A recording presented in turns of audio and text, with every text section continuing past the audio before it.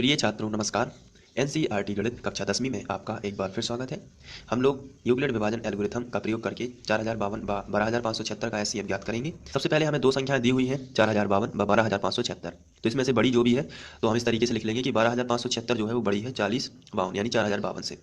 अब इसके बाद हम यूक्लिड विभाजन एल्गोरिथम का यूज करेंगे और इसका एचसीएफ ज्ञात करेंगे। तो चलिए देखते हैं कैसे। इसके लिए हम रफ का प्रयोग करेंगे। तो चलिए रफ का प्रयोग कर लेते हैं। तो ये हमारा रफ है जिसमें हमने बड़ी संख्या को भाग के चिन्ह के बीच में लिखा हुआ है तथा छोटी संख्या को साइड से लिखा हुआ है जो भाजक है। और इसमें हम यूक्लिड विभाजन प्रमेय का यूज करेंगे। तो ये भाग क्रिया जो भी रहेगी ये रफ में रहेगी आपकी और एल्गोरिथम आप साइड से लिखेंगे। तो चलिए लिखते हैं। सबसे पहले हम यहाँ से भाग देंगे तो ये लगभग 3 बार जाएगा। तो 3 बार जाएगा तो क्योंकि हमें यहाँ से पता चल जाता है 4 तिया 12 तो यहाँ हमें मिल रहा है। चलिए अब 3 की दुनिया पढ़ देते हैं। तो यहाँ पे देखते हैं 3 दूनी 6, 3 5 15, 15 की 5, हासिल आई 1, 3 शून्य शून्य 1 ज्यों का त्यों, 3 चौके 12। तो इस तरीके से अब आपको घटा देना है। तो 6 में से 6 गया 0, 7 में से 5 गए 2, 5 में से 1 गया 4, 12 में से 12 गया 0। तो ये तो लिखना नहीं है। अब 420 बचा। इतने में आपको अब प्रमेय का लगा देनी है। तो चलिए प्रमेय का लगा देते हैं। फर्स्ट चरण हमारा बना। आपको हेडिंग डाल देनी है यूक्लिड विभाजन एल्गोरिथम से। तो फर्स्ट चरण जो बनेगा वो हमारा हो जाएगा, यहाँ पे बीच वाली संख्या को हम सबसे पहले लिखेंगे 12,576 बराबर ये है 4,052। पहली संख्या गुणित आखिरी संख्या कितनी है 3, प्लस में आ जाता है शेषफल। ये हम कर चुके हैं। तो प्लस में आएगा शेषफल 420 और आपको लिख देना है जहाँ शेषफल बराबर नहीं है 0, क्योंकि शेषफल तो 420 है इसलिए आपको लिखना है जहाँ शेषफल बराबर नहीं है 0। अब ये क्रिया हम कंटिन्यू रखते हैं जब तक हमें शेषफल 0 ना मिल जाए। अभी जो शेषफल आया है इसको हम लोग बनाते हैं क्या, भाजक। तो ये बना भाजक और जो पूर्व भाजक था उसको हम बनाते हैं भाज्य। तो ये बनेगा 4052। अब आपको यहाँ ध्यान से देखना है दोनों में कि कितने बार जाएगा। तो चलिए ये लगभग 9 बार जाएगा। तो 9, 9 शून्य शून्य, 9 दूनी 18 की 8, हासिल आई 1, 9 चौके 36, 36 और 1 हासिल की तो 37। यहाँ हम 2 में से 0 जाएगा, 2 ही बचेगा। 5 के 5 यहाँ से देख लेते हैं कि 15 है, 15 में से 8 जाएंगे तो बचेगा 7, यहाँ बचेगा 2 और यहाँ 0। तो इस तरीके से आप घटा सकते हैं। अब इसमें हम लोग इतने में फिर से प्रमेय का लगाएंगे। चलिए देख लेते हैं बीच की संख्या कितनी थी 4052। तो सेकंड चरण जो बनेगा वो बनेगा 4052 बराबर पहली संख्या गुणित लास्ट की संख्या कितनी है 9, तो 420 गुणित 9, 420 गुणित 9 और प्लस में 272।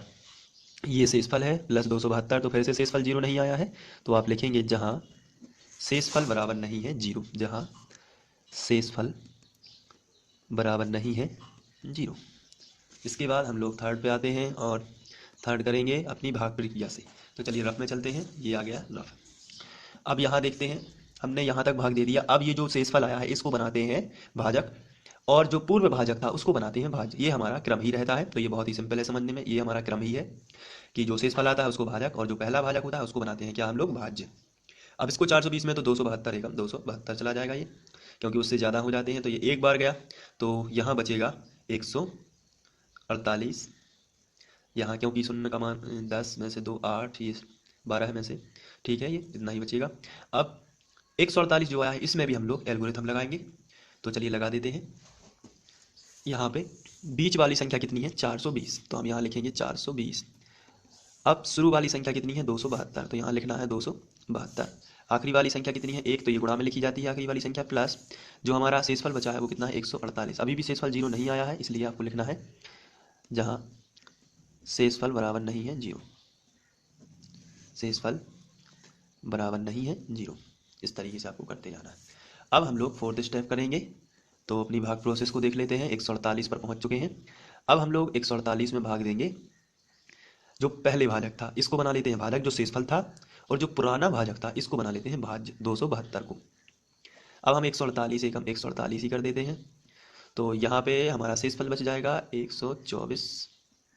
आप घटा सकते हैं, 124 से आएगा। तो ये हमारी फिर से एक बार प्रमेय का लग चुकी है। तो चलिए हम लिखते हैं बीच वाली संख्या पहले, 272 बराबर 148 गुणित 1 प्लस 124, यही है ना हमारी प्रोसेस। तो चलिए लिख लेते हैं 272 बराबर ये 272 है, 272 बराबर 148 गुणित 1, 148 गुणित 1 प्लस शेषफल कितना था हम लोगों का 124। तो यहाँ पे हम लिख लेंगे 124 और आपको वही लाइन लिख देनी है जहाँ अभी भी 124 है, क्योंकि शेषफल, तो जहाँ शेषफल बराबर नहीं है 0, शेषफल बराबर नहीं है 0। अब इसके बाद हमें अपनी भाग प्रोसेस जारी रखना है। तो मैं ये वाला भाजक अब यहाँ से स्टार्ट कर देता हूँ, क्योंकि यहाँ जगह नहीं बच पाई है। तो यहाँ लिख लेता हूँ 124 जो है ये था हमारा शेषफल। अब इसको हमें भाजक किसको बनाना है, जो पहले भाजक था उसको हम भाज्य बनाएंगे। अब तो 148 को यहाँ लिख लेते हैं, फिर से एक बार चला जाएगा तो 124 ही आएगा। तो 124 148 में से 124 चले जाएंगे तो ये आपको मालूम है कितने बचेंगे, 24। तो इसमें भी हम लोग प्रमेय का लगा देंगे।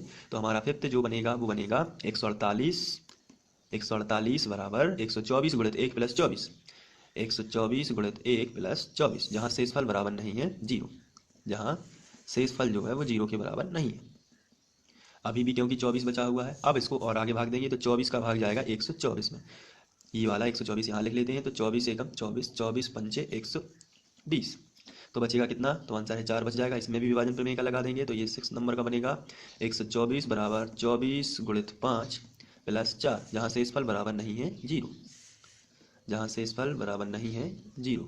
इसके बाद हम लोग आगे बढ़ेंगे तो हमारी प्रमेय का बढ़ेगी 7वें नंबर पर। यहाँ हम जो शेषफल बचा उसको भाजक बना के, जो पूर्व में भाजक था उसको भाज्य बनाएंगे। तो 4 4 24, तो ये कैंसिल, अभी 0 आया है।